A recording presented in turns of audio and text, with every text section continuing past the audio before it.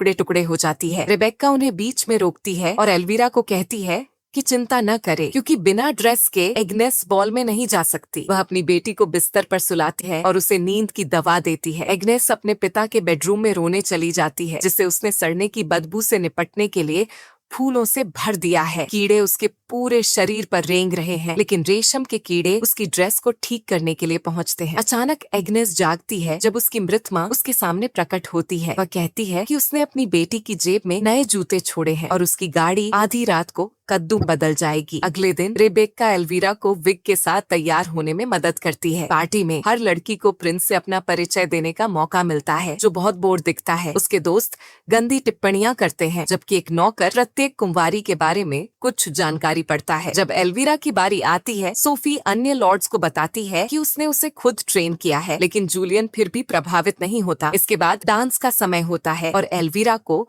मुख्य डांसर के रूप में चुना जाता है, जिससे आखिरकार जूलियन का ध्यान जाता है। फिर असली बॉल शुरू होता है और कई लॉर्ड्स एल्वीरा के साथ डांस करने के लिए उत्सुक हैं, लेकिन जूलियन उसे पहले चुनता है। जब जूलियन उसे खूबसूरत कहता है तो एल्वीरा खुशी से भर जाती है, लेकिन डांस तब रुक जाता है जब एग्नेस एक खूबसूरत ड्रेस और ढके हुए चेहरे के साथ आती है। प्रिंस दौड़कर उससे मिलता है और उसके साथ डांस करता है, जिससे एल्वीरा का दिल टूट जाता है और वह कमरे से बाहर चली जाती है। अचानक उसे बीमार लगता है और वह चेंजिंग रूम में जाकर ढेर सारे टेपवर्म के अंडे उल्टी कर देती है। रेबेक्का जल्दी ही उसके पीछे आती है और उसे रोना बंद करने के लिए कहती है, क्योंकि वहाँ और भी मर्द हैं जिन्हें चुना जा सकता है। जब एल्वीरा कहती है कि वह मर रही है, रेबेक्का उसे थप्पड़ मारती है और उसे वापस जाने के लिए मजबूर करती है। एल्वीरा रात भर हर उस मर्द के साथ डांस करती है जो उसे पूछता है, लेकिन वह एग्नेस को हमेशा जूलियन के साथ डांस करते हुए और अपनी माँ को और लॉर्ड्स के साथ फ्लर्ट करते हुए देखती रहती है। और वह ड्रेस बेचने वाला आदमी भी वहाँ होता है। जब उसे मेज और लोगों की गर्दन पर कीड़े